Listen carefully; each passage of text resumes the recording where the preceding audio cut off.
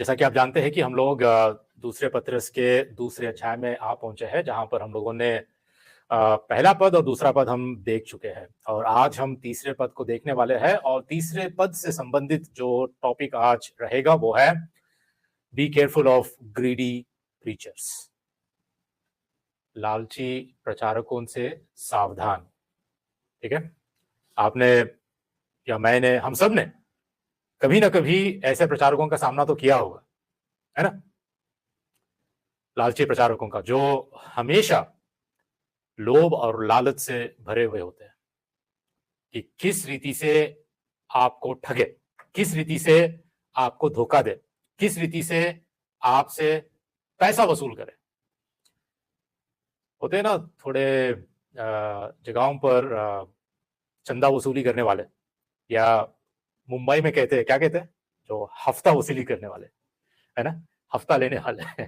तो हर हफ्ता, जैसे मुंबई में हफ्ता वसूली करने वाले होते हैं ना, वैसे हर हफ्ता संडे संडे को हफ्ता वसूली करने वाले थोड़े प्रचारक भी होते हैं, जिससे हमें सावधान रहना चाहिए। ठीक है, आज इस पद में हम देखने वाले कि किस रीति से पत्रस हमें सावधान रहने की बात कहता है। ठीक है, हम वचन को पहले देख लेते हैं। वचन ऐसा कहता है कि दूसरे पत्रस का दूसरा अध्याय तीसरा पद, और वे लोभ के लिए बातें गढ़कर तुम्हें अपने लाभ का कारण बनाएंगे, और जो दंड की आज्ञा उन पर पहले से हो चुकी है उसके आने में कुछ भी देर नहीं, और उनका विनाश ऊंघता नहीं।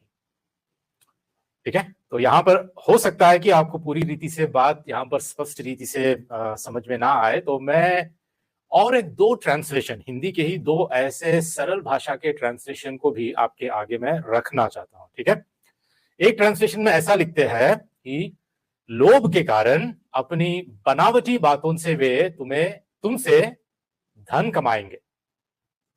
तब एकदम क्लियरली आपको यहां पर दिख रहा है कि इनका मकसद क्या है। क्या करेंगे ये? लोभ के कारण या लालच के कारण अपनी बनावटी बातों से वे तुमसे धन कमाएंगे। उनका दंड परमेश्वर के द्वारा बहुत पहले से निर्धारित किया जा चुका है। उनका विनाश तैयार है और उनकी प्रतीक्षा कर रहा है। और एक ट्रांसलेशन में ऐसा लिखा है कि वे लालच के कारण तुम्हें अपनी झूठी गढ़ी हुई बातों में फंसाकर तुमसे अनुचित लाभ उठाएंगे। उनके लिए पहले से तय किया न्याय दंड ना तो निष्क्रिय हुआ है और ना ही उनका विनाश सोया हुआ है। ठीक है, तो आशा करता हूं ये दो ट्रांसलेशन में आपको अच्छी तरह समझ में आया होगा कि पतरस यहाँ पवित्र आत्मा की प्रेरणा में हमसे क्या कह रहा है। दो बातें, दो मुख्य बातें यहां पर, एक तो है लालच और दूसरी बात बनावटी बातें। दो बातों के विषय में यहां पर पतरस हमसे कह रहा है कि ऐसे प्रचारकों से आप सावधान रहे। सबसे पहले हम देखने वाले हैं लालच के बारे में। ठीक है, लालच जिसको हम कहते हैं लोभ, इंग्लिश में कहते हैं ग्रीड। इसका मतलब होता है कि अधिक से अधिक भौतिक संपत्ति प्राप्त करने की तीव्र इच्छा। मतलब ये इच्छा कभी पूरी नहीं होती। आपको अगर थोड़ा मिला तो उससे आप तृप्त नहीं होंगे, आपको और चाहिए, और मिलने के बाद वो इच्छा पूरी नहीं होती है, और अधिक चाहिए। ऐसा अधिक से अधिक भौतिक संपत्ति प्राप्त करने की तीव्र इच्छा को हम लालच या लोभ कहते हैं। और वचन बड़ी स्पष्टता से हमें चेतावनी देता है, हमें सावधान रहने की हमें चेतावनी देता है। देखिए, जो ये झूठे प्रचारक है उनका मुख्य उद्देश्य आर्थिक लाभ, फाइनेंशियल गेन। ठीक है, आर्थिक लाभ या व्यक्तिगत समृद्धि प्राप्त कैसे किया जाए, यही है। खुद का आर्थिक लाभ और व्यक्तिगत समृद्धि। ये क्या करते बताए? वे अपने पद और अपने प्रभाव, जो पद उनको दिया गया है या जो इन्फ्लुएंस उनके पास है, उसका उपयोग विश्वासियों का लाभ उठाने के लिए करते हैं। इस पद और इस प्रभाव को उपयोग करके विश्वासियों का लाभ उठाने के लिए वे कोशिश करते हैं, और अक्सर पैसे के बदले में, ठीक है, पैसे के बदले में, रुपयों के बदले में, या यहां की भाषा में कहो डॉलर्स के बदले में, वे आपको आशीष, चमत्कार या आत्मिक लाभ का ये वादा करते हैं। They promise you something about God's blessing, या कोई मिरेकल, या कोई स्पिरिचुअल गिफ्ट, या स्पिरिचुअल ग्रोथ के विषय में। जब धन दो, जब कुछ उनके लिए आप करो, चाहे वो आप धन के रूप में हो या सेवा के रूप में भी क्यों ना हो, उनका कहना या उनका मकसद या उनका मुख्य उद्देश्य यही होता है कि आपसे किसी न किसी रीति से लाभ उठाए। they want to take advantage of your life, your money, your family, your status, your relationships, your contacts, your network, जो भी है उसका भरपूर फायदा उठाने की वो कोशिश करते हैं। इतना ही नहीं, आपकी नम्रता, आपकी दीनता, आपका जो प्रेम है उसका भी वो फायदा उठाते हैं। दूसरी बात हम देखते हैं कि बनावटी बातें या झूठी गढ़ी हुई बातें, ठीक है, ये लोगों को धोखा देने, झूठे वादे करने या झूठ को सच के रूप में पेश करने के लिए पता है क्या करते हैं? ये बनावटी बातें या चालाकी भरी भाषा का उपयोग करते हैं। बनावटी बातें, ये परमेश्वर का वचन नहीं, परमेश्वर की ओर से आया हुआ वचन नहीं, परमेश्वर के वचन में जो बाइबल में लिखित वचन है वो भी नहीं, परंतु ये खुद के अपने झूठी गढ़ी हुई बातें या बनावटी बातों को अपने लाभ के लिए उपयोग करते हैं। देखिए, हो सकता है कि ये मसीह जगत में, जो हम मसीहत के बीच में जो पदों का हम इस्तेमाल करते हैं, जैसे कुछ शब्दों का हम उपयोग करते हैं, अच्छे हो सकता है कि इनके शब्द जो ये उपयोग करते हैं ये सही सिद्धांतिक शब्द भी हो सकते हैं, जैसे कि सच्चा सुसमाचार, जैसे कि उद्धार प्राप्त व्यक्ति, जैसे कि उद्धार, और जैसे कि धर्मी ठहराया जाना, जैसे कि पवित्रीकरण, सैंक्टिफिकेशन, जस्टिफिकेशन, मतलब ऐसे शब्दों का ये उपयोग कर सकते हैं। परंतु बात पता है क्या है? इन शब्दों की परिभाषा क्या है ये जानते नहीं है, या उसकी सच्ची परिभाषा, उसका करेक्ट डेफिनेशन ये बता नहीं पाते। ये बिल्कुल अलग होता है। They may use those words but they cannot define it truly. जब उसकी परिभाषा हम पूछते हैं तो ये और कुछ अलग ही होता है। सच्चे सुसमाचार की परिभाषा अगर पूछो तो ये कुछ और ही अलग होता है, बाइबल के अनुसार नहीं, बाइबल के अनुरूप नहीं। उद्धार के लिए अगर हम परिभाषा पूछो तो ये अलग हो जाता है। मतलब अपनी बनावटी बातों में ये चाहे अच्छे सिद्धांतिक शब्दों का भी उपयोग करे, फिर भी ये कहीं ना कहीं झूठी गढ़ी हुई बातें ही होती है। वे अक्सर अपनी बनावटी बातों को फिट करने के लिए शास्त्रों को तोड़ मरोड़ कर पेश करते हैं, ठीक है, अपनी इन बातों को फिट करने के लिए, मतलब शास्त्रों में फिट करने के लिए।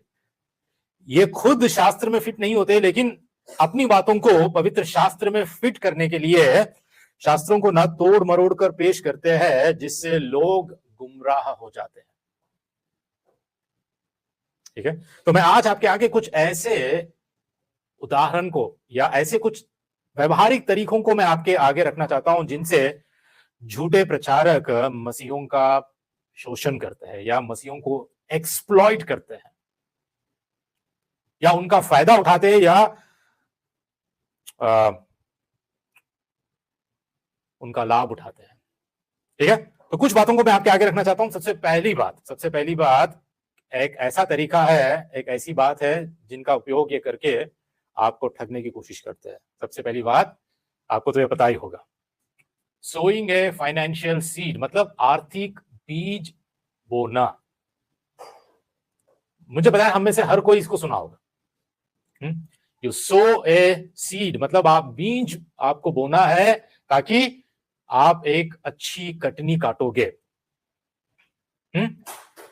यदि आप आज के दिन $100 का बीज अगर आप बोते हो या 1 लाख रुपए का बीज आप बोते हो, तो इनका वादा क्या होता है?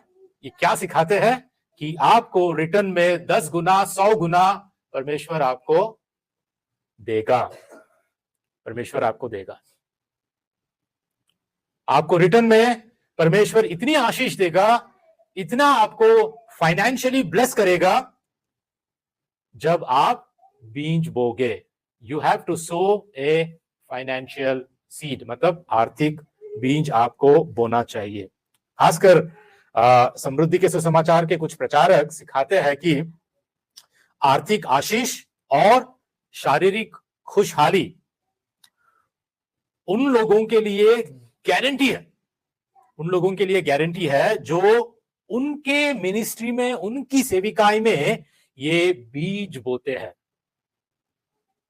जो कोई उनकी मिनिस्ट्री में, जो कोई उनकी सेविकाई में ये बीज बोता है, तो वो गारंटी के साथ कहते हैं, आप मेरी मिनिस्ट्री में, आप मेरी सेविकाई में, आप परमेश्वर के इस काम में आप अपने धन को दो, तो परमेश्वर, मैं आपको गारंटी देता हूं, परमेश्वर आपको 10 गुना देगा, 20 गुना देगा, 50 गुना देगा या आपको 100 गुना देगा। इस वादे का वो दावा करते हैं, वे अक्सर दावा करते हैं कि परमेश्वर आर्थिक योगदान को कई गुना बढ़ा देगा। आप जितना भी कंट्रीब्यूट करोगे फाइनेंशियली, परमेश्वर आपको उतना ही आशीष देगा, उतना ही आपकी इनकम बढ़ जाएगी, सैलरी बढ़ जाएगी, प्रमोशन बढ़ जाएगा, बैंक बैलेंस बढ़ जाएगा, आपके जो भी इन्वेस्टमेंट्स रहेंगे वो बढ़ते ही रहेंगे। बीज वो आर्थिक बीज बोना, सोइंग ए फाइनेंशियल सीड। देखिए, एक सिद्धांत, एक प्रिंसिपल सच है कि इंसान जो बोता है वही काटता है ना। Whatever we sow, we reap the same thing। ये सच है और परमेश्वर का वचन भी कहता है। लेकिन जब ये आर्थिक बीज बोने की बात आ जाती है ना, तो ये जो प्रचारक है, खासकर जो दूसरे कुरिन्ती में पौलुस ने जो बात कही है, उस बात को ये आगे रखते हैं। जैसा कि हम देखते हैं दूसरे कुरिन्तियों का अध्याय 9 में 6 से 7 पद और 10 पद, वचन ऐसा कहता है कि परंतु बात तो यह है कि जो थोड़ा बोता है वह थोड़ा काटेगा भी, और जो बहुत बोता है वह बहुत काटेगा। है ना। स्पष्ट रूप से हम देखते हैं कि ये जो सिद्धांत है, ये जो नियम है, ये जो नियम है, इसको हम इनकार नहीं कर सकते हैं।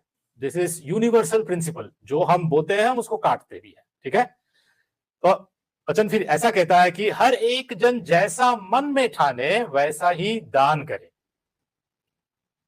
ना कुड़कुड़ के और ना दबाव से, क्योंकि परमेश्वर हर्ष से देने वाले से प्रेम रखता है। अतः जो बोने वाले को बीज और भोजन के लिए रोटी देता है, वह तुम्हें बीज देगा और उसे फलवंत करेगा और तुम्हारे धार्मिकता के फलों को बढ़ाएगा।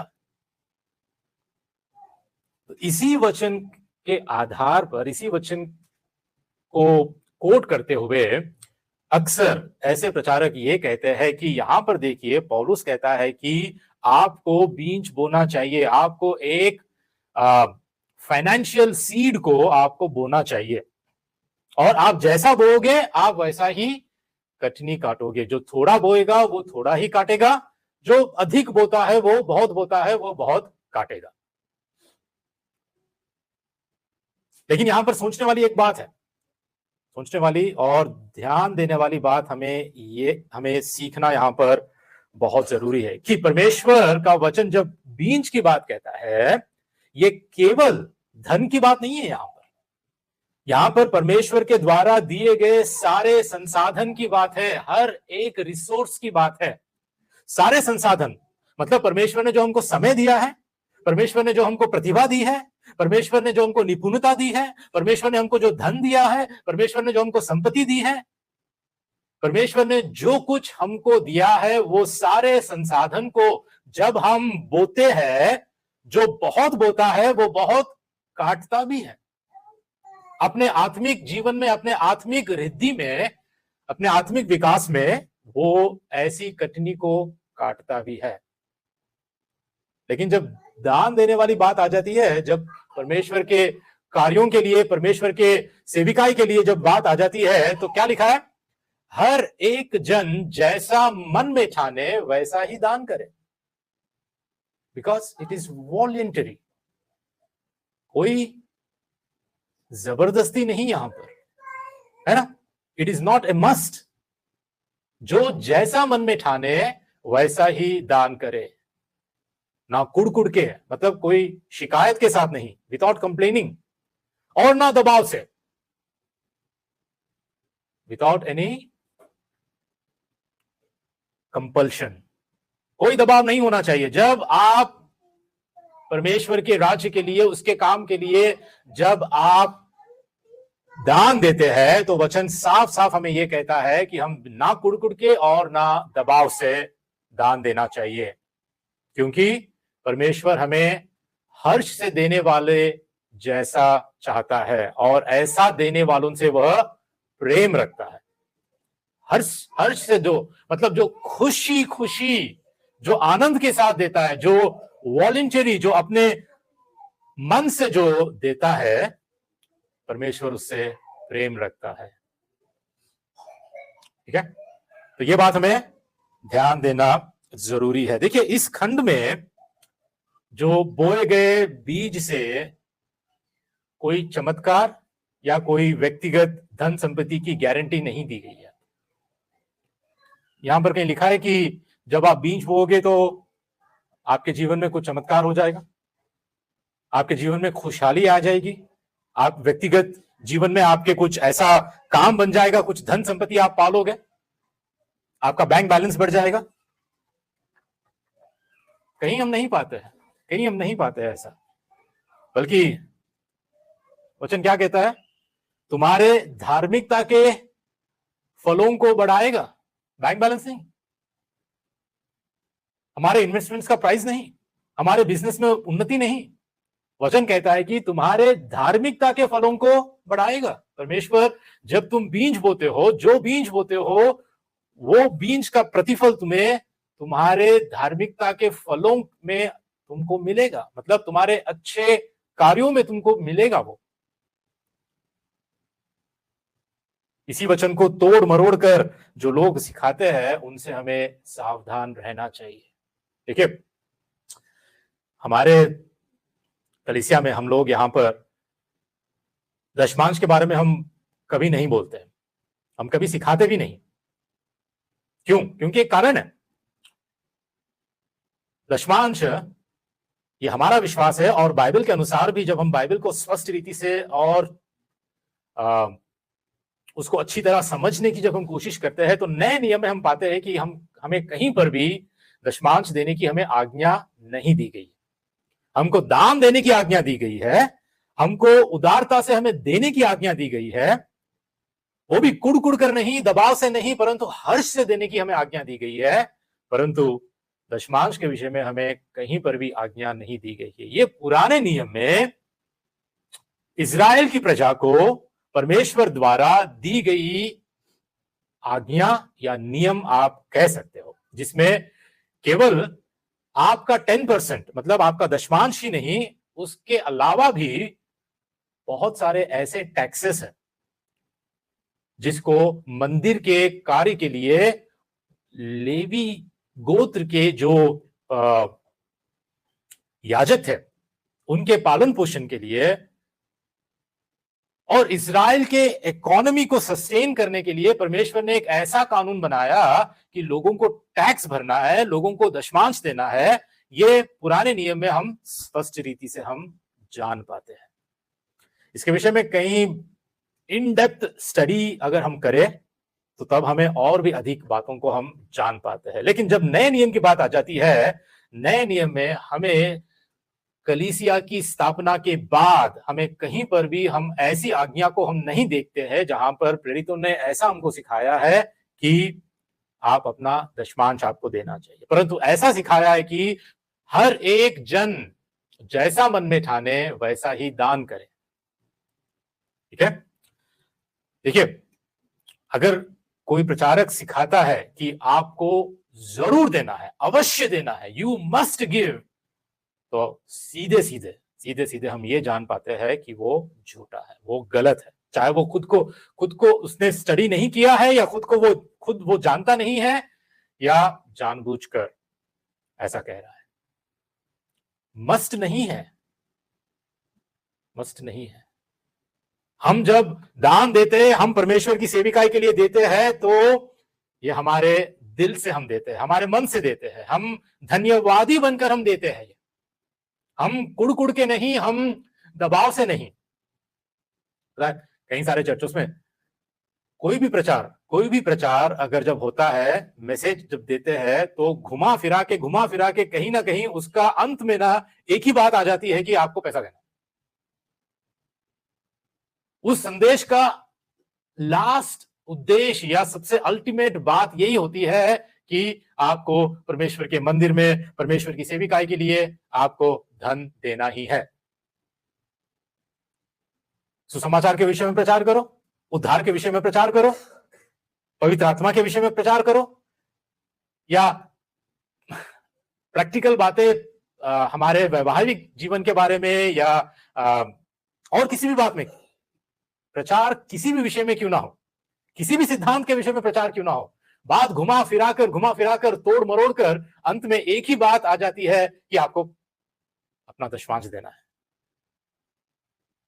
बड़े दुख की बात है, लेकिन बहुत कुछ ऐसा हो रहा है। देखिए, दशमांश अगर आप प्रैक्टिस कर रहे हो, इसमें कोई गलत बात नहीं है। मैं ये नहीं कह रहा हूं कि आप इसको अगर आज प्रैक्टिस कर रहे हो, आप दशमांश दे रहे हो, तो ये कोई गलत बात नहीं है, लेकिन इतना ही देना चाहिए और यही सही है, आपको जरूर देना चाहिए, ऐसा प्रचार गलत है, ऐसा प्रचार गलत है। ठीक है, ये बाइबल के अनुरूप नहीं है। और इतना ही नहीं, एक आश्चर्य की बात यह है कि ऐसे प्रचारक ये भी कहते हैं कि यदि आप दशमांश ना दो, आप दान ना दो, तो आपके पैसे पर, आपके धन पर, आपकी कमाई पर, आपकी सैलरी पर परमेश्वर का श्राप आ जाता है, परमेश्वर का श्राप आ जाता है। और ये मलाकी के 3 अध्याय से इसको कोट कर मतलब पूरी तरह इसको आउट ऑफ कॉन्टेक्स्ट, संदर्भ से इसको बाहर, विराट कोहली के जैसा छक्का मारकर स्टेडियम के बाहर अगर भेजते हैं बॉल को, तो वैसे ये लोग ना पूरी तरह संदर्भ को ना उड़ा देते हैं, बाइबल से उड़ा देते हैं, स्टेडियम के बाहर ही उड़ा देते हैं। उसका कोई संदर्भ ही नहीं है कि वहां पर किसके लिए कहा गया, क्यों कहा गया वो वचन, उस वचन का अर्थ क्या है, पूरी तरह खत्म हो जाता है। हम और भी डिटेल में अगर दशमांश के बारे में अगर डिस्कस करें तो बहुत समय हो जाएगा, लेकिन कभी मैं आपको इस टॉपिक पर जब भी मैं प्रचार करूंगा तो मैं आपको जरूर बताऊंगा, और भी खुलासा करके इस बातों पर। लेकिन हमें ये सोचना है कि नए नियम की शिक्षा में हम ये पाते हैं कि हमें परमेश्वर जो कुछ देता है वो सब कुछ परमेश्वर का है। जो कुछ परमेश्वर हमको दिया है वो सब कुछ उसी का है। Giving is total, not partial in new testament. सब कुछ मतलब आज यदि परमेश्वर ने आपको, आपके जीवन में आपको धन कमाने की क्षमता दी है, आपको आपके पास अपनी धन है, संपत्ति है, पैसा है, आपका घर है, आपकी गाड़ी है, आपका बंगला है, आपके इन्वेस्टमेंट्स है, आपके स्टॉक्स है, सब कुछ, आज जो कुछ मेरा है, मैं ये नहीं कह सकता हूं कि परमेश्वर 10% दे रहा है, दशमांश दे रहा है, 90% मेरा है, मतलब 90% से मैं कुछ भी करूं, अब मैं आजाद हूं। दे दो 10%, भीख डाल दो, परमेश्वर को दान डाल दो, 10% दे दो, बस। नया नियम ऐसा नहीं सिखाता है। नया नियम कहता है कि तुम्हारा जीवन, तुम्हारा सब कुछ परमेश्वर का है, और इस सब कुछ में से हम कैसा बीज बोते हैं, हम क्या करते हैं, हम वैसा ही हम काटेंगे, वैसा ही हम काटेंगे। आप 10% दे रहे हो, आप प्रैक्टिस कर रहे हो, अच्छी बात है, कोई बात नहीं। इससे भी ज्यादा दे सकते हो, इससे भी कम दे सकते हो। ये आपके मन पर डिपेंड करता है कि आप कितना धन्यवादी होकर परमेश्वर के कार्यों के लिए, परमेश्वर की संगति के लिए आप देते हो। ये आप पे डिपेंड करता है। आप जैसा मन में ठाना वैसे ही दान करे, ठीक है। लेकिन एक बात और भी है, एक बात और भी है, जो ऐसी शिक्षा सुनते हैं ना, वो लोग कभी अपने हाथों को खोलकर, अपने मन को खोलकर कभी परमेश्वर के लिए उदारता के साथ कभी देते भी नहीं। ये भी एक बड़ी परेशानी है। हम तो सिखाते हैं यहां पर कि परमेश्वर के राज्य के लिए आपको उदारता से देना चाहिए, बी जेनरस। लेकिन सोचिए कि हम में से कितने लोग अब ऐसे हैं कि परमेश्वर के कार्यों के लिए हम सच में, हम अपनी कमाई से, त्याग से, प्रेम से हम परमेश्वर के काम के लिए, सेविकाई के लिए, सुसमाचार के प्रचार के लिए, जरूरतों के लिए, कलीसिया की जरूरतों के लिए कितने लोग हम में से योगदान करते हैं, कितने लोग हम में से योगदान करते हैं। क्या सच में हमें ऐसा मन है हमारे पास कि हम धन्यवाद के साथ हम क्योंकि यीशु ने सब कुछ हमें दिया है, वो हमें सब पहले, उसने हमें सब कुछ दिया है, तो क्या हम धन्यवादी बनकर परमेश्वर के प्रति हम अपने धन से भी, अपने समय से भी, हम अपनी प्रतिभा, अपनी निपुणता से भी क्या परमेश्वर के राज्य में हम बीज बो रहे हैं कि नहीं। देखिए, हमारे पास, हम अपनी कलीसिया में भले ही हम छोटे हैं, तो हमारा ग्रुप छोटा है, लेकिन हमारे पास भी बहुत सारी आवश्यकताएं हैं, जरूरतें हैं। इस हॉल का हम रेंट पे करते हैं। इस प्लेस में, ऐसे लोकेशन में हमको इस हॉल में रेंट पे करना कोई छोटी बात नहीं। हम हर हफ्ता हम लोग डिनर करते हैं। इतना ही नहीं, हम इंडिया में यहां से जो गए हुए हैं, जो यहाँ हमारे साथ जुड़कर जो पास्टोरल ट्रेनिंग कर रहे हैं, हम उनको भी हर महीना हम सपोर्ट करते हैं। हमारे पास बहुत सारे खर्चे हैं, लेकिन पता है, हमने कभी भी किसी से कुछ नहीं मांगा, और हम कभी मांगते भी नहीं है। क्यों? क्योंकि हमारा भरोसा परमेश्वर पर है, और हम सिखाते हैं कि परमेश्वर का वचन क्या कहता है। कहता है कि जैसा मन में ठाने वैसा ही दान करे। आप देखें, आपको पता है कि जरूरतें क्या है, आवश्यकताएं क्या है। जो जैसा बोता है वो वैसा काटेगा भी है ना। कोई दबाव नहीं, और ना कुड़ के हमें देना नहीं है, हमें हर्ष से देना है, परमेश्वर के लिए देना है। क्या मैं आपको चार्ज करता हूं यहां पे प्रचार करने के लिए? हमारे ऑफिस में बिलिंग होती है, चार्जिंग होता है। जब हम 1 घंटा काम करते हैं तो हम कस्टमर को चार्ज करते हैं। 1 घंटे का हमारा, पता नहीं कंपनी कितना करती है, लेकिन कुछ चार्जेस होते हैं। तो आपको वहां पर डोर पर आपको कुछ, आप कितने घंटे आप यहाँ पे रह रहे हो, उतने घंटे का आपको चार्ज पे करके आना पड़ा क्या? यहाँ मुझे कोई सैलरी नहीं देती, मैं खुद अपनी कमाई कमाता हूं, अपने परिवार का ध्यान देता हूं, मैं अपने पैरों पर खुद खड़ा होकर, और यहाँ पर परमेश्वर के लिए, परमेश्वर की सेविकाई में मैं आगे बढ़ता हूं। हम ना तो किसी को जबरदस्ती करते हैं, ना तो किसी से दान लेने की हम कोशिश भी करते हैं। और हमारी दान पेटी कहाँ होती है? हमारी दान पेटी एक कॉर्नर में होती है, जहां पर जो जिसको जैसा मन चाहे वो वैसा दान कर सकते हैं, कोई जबरदस्ती नहीं, और हमेशा ऐसा ही रहेगा। हम परमेश्वर का वचन जो कहता है उसके अनुरूप हम सेविकाई करेंगे, भले ही हमें कुछ भी ना हो, हमारे पास ये मीटिंग हॉल भी ना हो, हमें अपने घर पर यह संगति करनी भी पड़े, घर का बनाया खाना, दाल चावल या सूखी रोटी भी हमें क्यों ना खानी पड़े। जितना है हमारे पास, जितनी क्षमता है हमारे पास, हम उतना ही करेंगे। जितने संगति के लोगों के मन में परमेश्वर ने इच्छा को डाला है देने के लिए, बस जितना आता है उसी में हम लोग कोशिश करेंगे, है ना। लेकिन दुख की बात यह है कि कई सारे लोग अपनी कलीसिया में अपने लोगों को ठगते हैं, अपने लोगों से पैसा वसूली, हफ्ता वसूली ऐसे करते हैं कि मानो लोभ और लालच, बस यही उनका उद्देश्य है। देखिए, पवित्र शास्त्र यह कहता है कि सुसमाचार के प्रचारक को अपने परिश्रम से आर्थिक सहायता पाने का अधिकार है। एक्चुअली पता है आपको, जो प्रचार करते हैं उनके पास पूरा अधिकार है कि वो जो सुसमाचार प्रचार कर रहे हैं, सुसमाचार के द्वारा ही वो उनका पालन पोषण हो।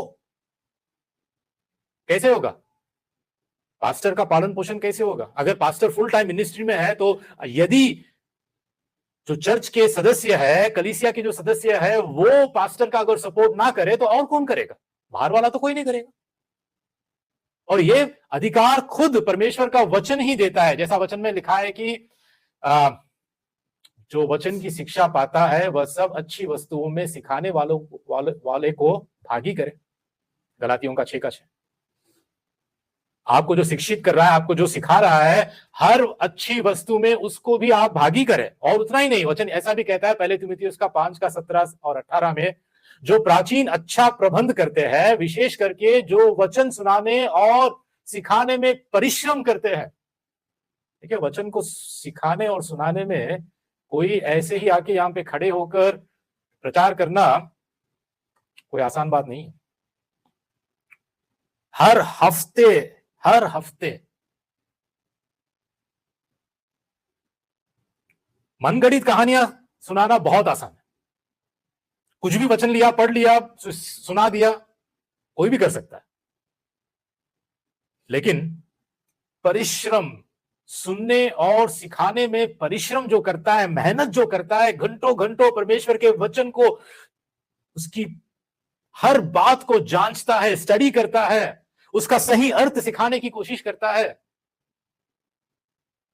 ऐसे ऐसे स्लाइड्स बनाकर, ऐसे ऐसे इस रीति से आपको सिखाने के लिए या सुनाने के लिए जो परिश्रम करते हैं, वचन कहता है कि 2 गुने आदर के योग्य समझे जाए।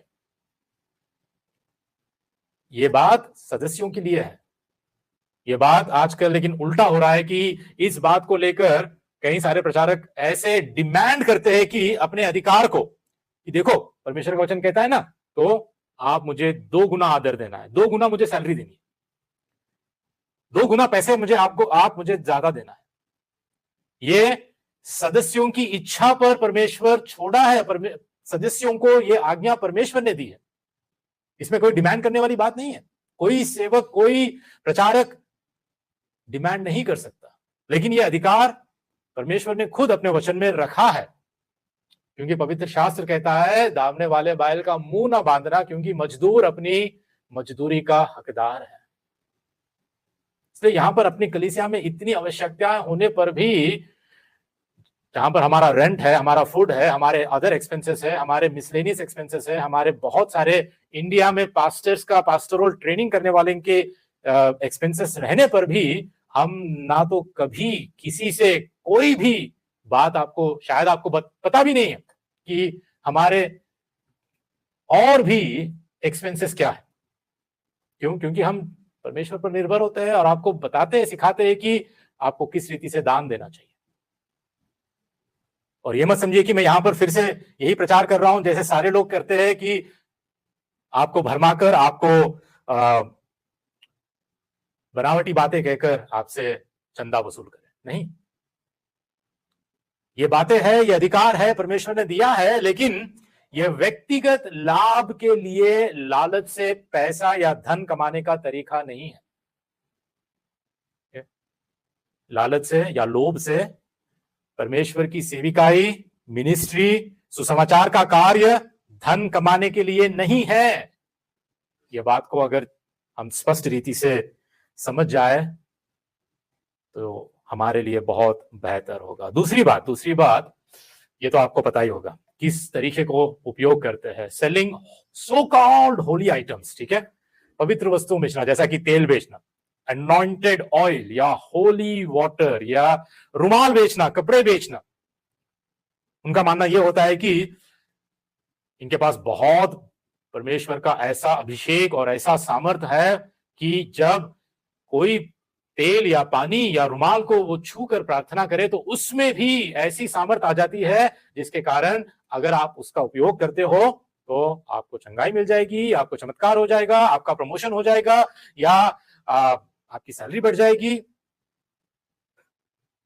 देखिए, परमेश्वर चमत्कार आज भी करता है, उसको जरूरत नहीं है कि इन सारे चीजों का उपयोग करें। वचन में है कि तेल का उपयोग करके प्रार्थना करें, लेकिन इसका मतलब यह नहीं कि आपको तेल बेचना चाहिए, है ना? आपको अनॉइंटेड ऑयल बेचना चाहिए या आपको होली वाटर बेचना चाहिए।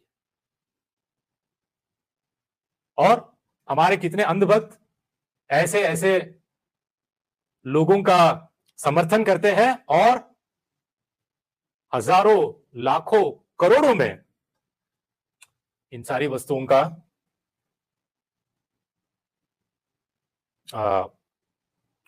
इन सारी वस्तुओं को वो खरीदते हैं।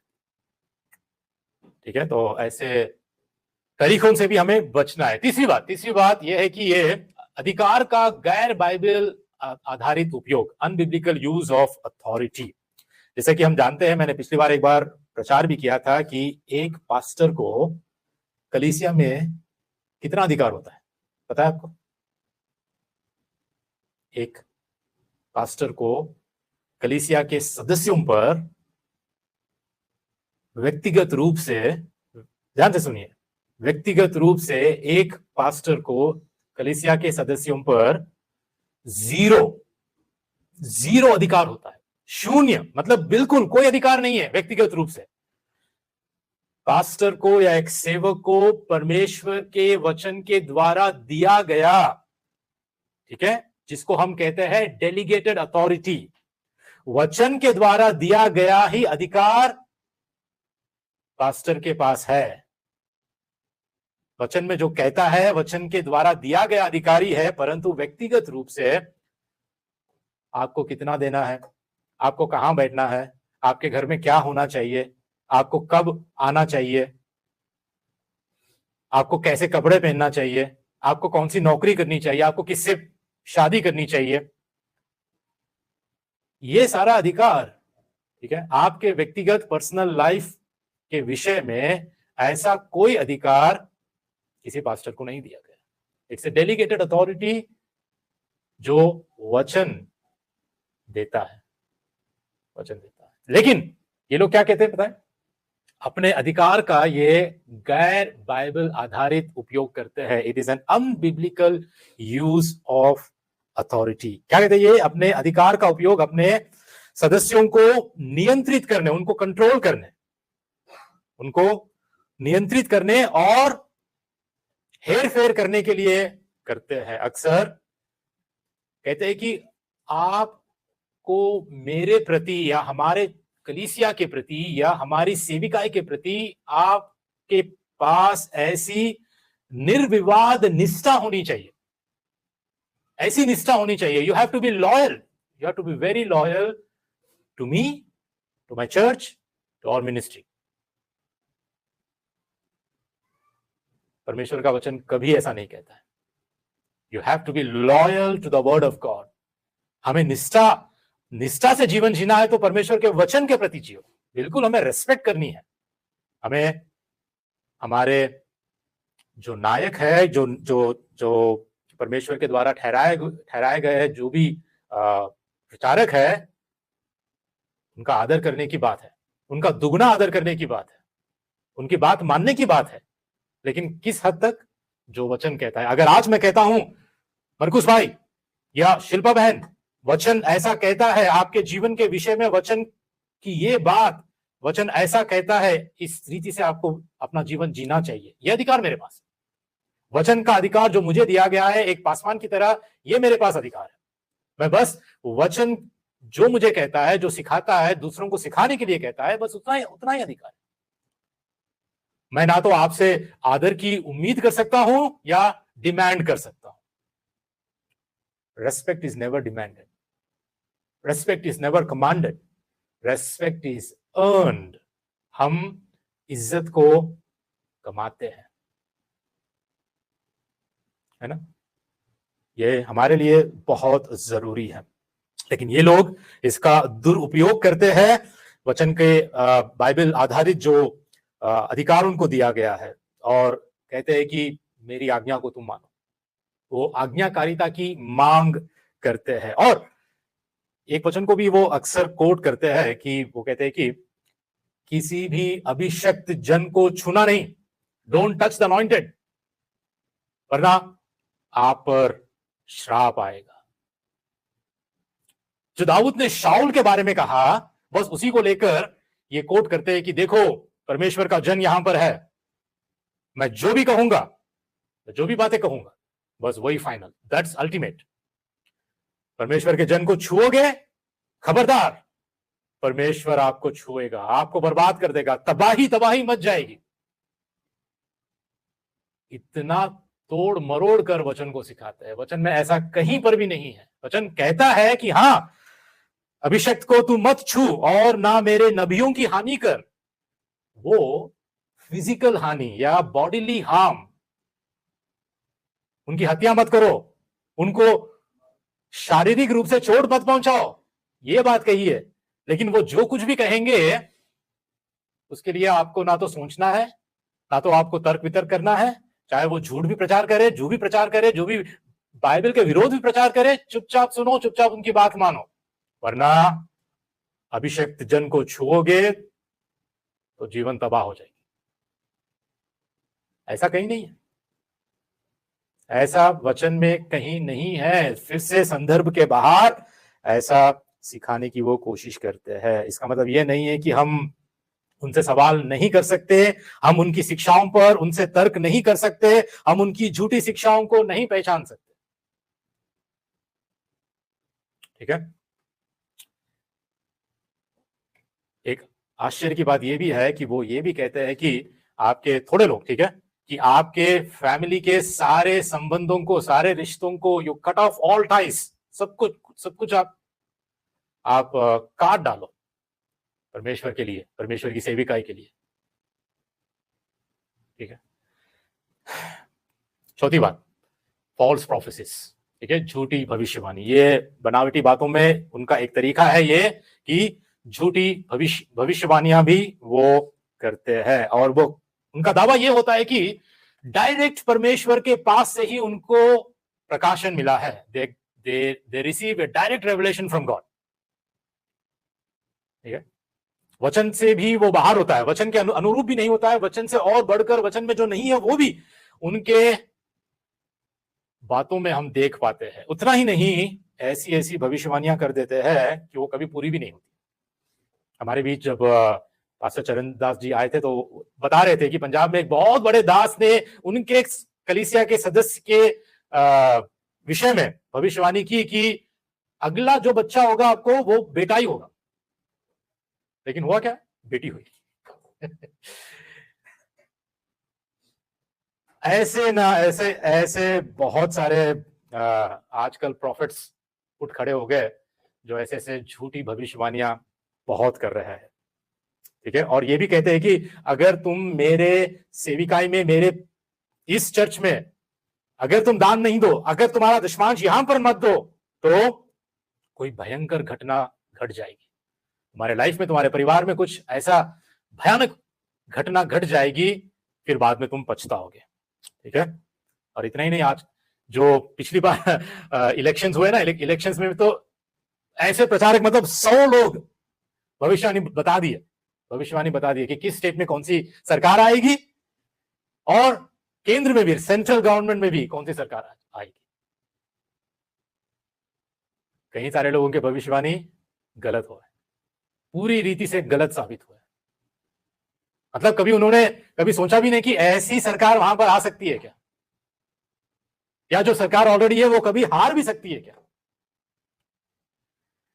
ऐसे लोगों से हमें बचे रहना चाहिए। ठीक है, तो दो बातों को हमने देखा है, एक है लालच या लोभ, और दूसरा है बनावटी बातें। देखिए, प्रभु यीशु मसीह ने भी हमको सावधान रहने के लिए कहा है। प्रभु यीशु मसीह ने इस लालच के लोभ के विषय में कहता है कि प्रभु, और उसने उनसे कहा, सावधान रहो और हर प्रकार के लोभ से अपने आप को बचाए रखो, क्योंकि किसी का जीवन उसकी संपत्ति की बहुतायत से नहीं होता।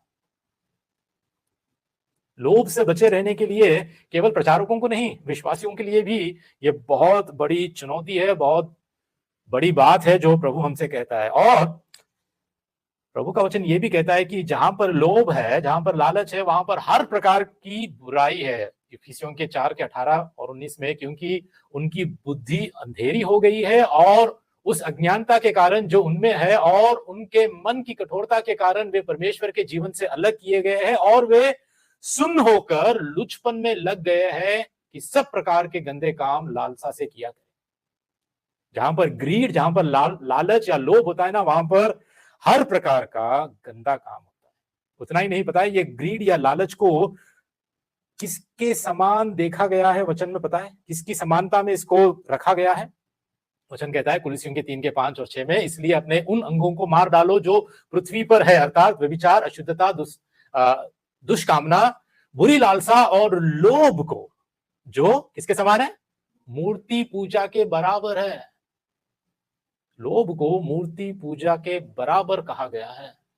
भले ही आज हम विश्वासी है, मूर्ति पूजक नहीं है, हम लोग किसी मूर्ति को गढ़कर हम लोग पूजा नहीं कर रहे हैं, लेकिन जब हम लोभ और लालची बन जाते हैं ना, लोभी और लालची बन जाते हैं ना, तो परमेश्वर का वचन कहता है कि हम मूर्ति पूजक के समान उसके बराबर है। इन्हीं के कारण परमेश्वर का प्रकोप आज्ञा ना मानने वालों पर पड़ता है। पता है एक सच्चा प्रचारक, उसका उदाहरण, उसका जीवन, उसका प्रचार, उसके प्रचार में क्या होता है, पौलुस हमको सिखाता है। पौलुस कहता है कि पहले थिस्सलुनीकियों पत्री में 2 अध्याय के 4 और 5 में पौलुस ऐसा कहता है कि पर जैसा परमेश्वर ने हमें योग्य ठहराकर सुसमाचार सौंपा, हम वैसा ही वर्णन करते हैं। जैसा उसने सौंपा वैसा ही वर्णन करते हैं। हम कोई अपने मन से मिलाकर मन गढ़ित कहानियां नहीं सुनाते, और इसमें मनुष्यों को नहीं परंतु परमेश्वर को, जो हमारे मनों को जानता है, प्रसन्न करते हैं। एक सच्चा प्रचारक मनुष्य उनको प्रसन्न नहीं परंतु परमेश्वर को प्रसन्न करने के लिए प्रचार करता है। लोग क्या सुनना पसंद करते हैं वो नहीं सुनाता है वो, लेकिन लोगों को क्या सुनना जरूरी है वो सुनाता है वो। और क्या कहता है पता है, यहां पर पौलुस कहता है कि क्योंकि तुम जानते हो, देखिए ध्यान से सुनिए, क्योंकि तुम जानते हो कि हम ना तो कभी चापलूसी की बातें किया करते थे, मतलब हम कभी बनावटी बातें नहीं किया करते थे, और ना लोभ के लिए बहाना करते थे। परमेश्वर गवाह है।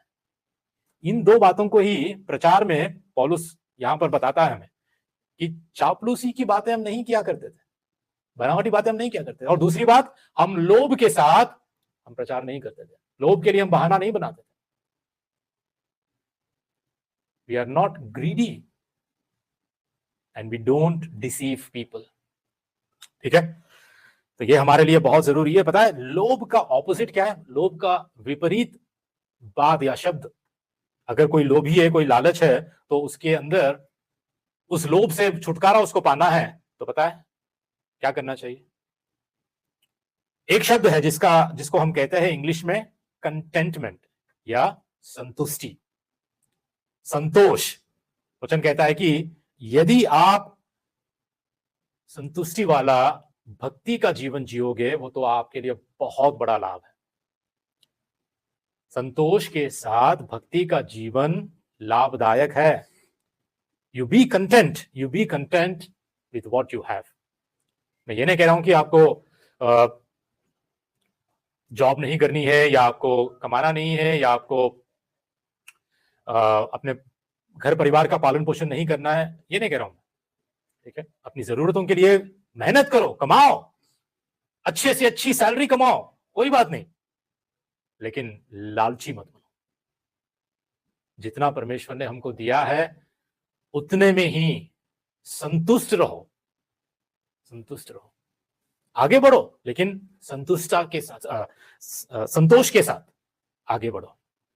ठीक है, क्योंकि अगर ऐसा हम नहीं करते ना, ये लालच हमारे लिए बहुत बड़ा खतरा बन जाएगा, बहुत बड़ा, क्योंकि ये खुद हमारा भगवान बन जाएगा, ये हमारा परमेश्वर बन जाएगा। देखिए, जिसे आप अधिक चाहते हैं वह आपका परमेश्वर बन जाता है, इट बिकम्स योर गॉड, और अंत में इसी परमेश्वर की आप सेवा करने लगते हो। और अंत में ये वचन का दूसरा भाग भी है जो आने वाले हफ्ते में मैं आपको बताऊंगा। दूसरा भाग ये कहता है कि उनके दंड की आज्ञा, ठीक है, जो उनके दंड की आज्ञा उन पर पहले से हो चुकी है, उसके आने में कुछ भी देर नहीं, और उनका विनाश ऊंघता नहीं। अगले कुछ पदों में पत्रस हमको बताता है कि कुछ उदाहरण को लेकर कि किस रीति से परमेश्वर ने दंडित किया लोगों को पुराने नियम में, उसका उदाहरण लेते हुए वो और भी अधिक बातों को बताता है।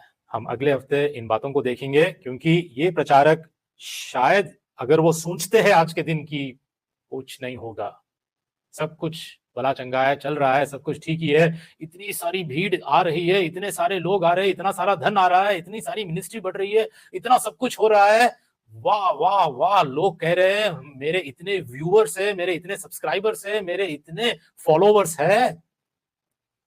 अगर ऐसे सोचकर इसी पर निर्भर होकर वो जीवन जीते हैं, तो प्रभु का वचन साफ कहता है कि जो दंड की आज्ञा उन पर पहले से हो चुकी है, उसके आने में कुछ भी देर नहीं, इनका विनाश ऊँगता नहीं है, आएगा, एक दिन आएगा, इसका दाम इनको चुकाना पड़ेगा।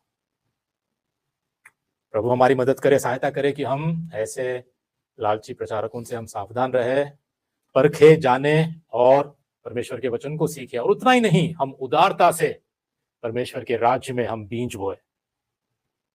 हम खुद लालची ना बने, हम खुद लोभी ना बने, परंतु उदारता से हम परमेश्वर की सेविकाई में अपने समय को और अपने प्रतिभा को और अपने धन संपत्ति को, जो कुछ परमेश्वर ने हमको दिया है, हर संसाधन को हम परमेश्वर के लिए हम उपयोग करें। ठीक है, प्रभु हमारी मदद और सहायता करे। चलिए हम खड़े होकर प्रार्थना करें।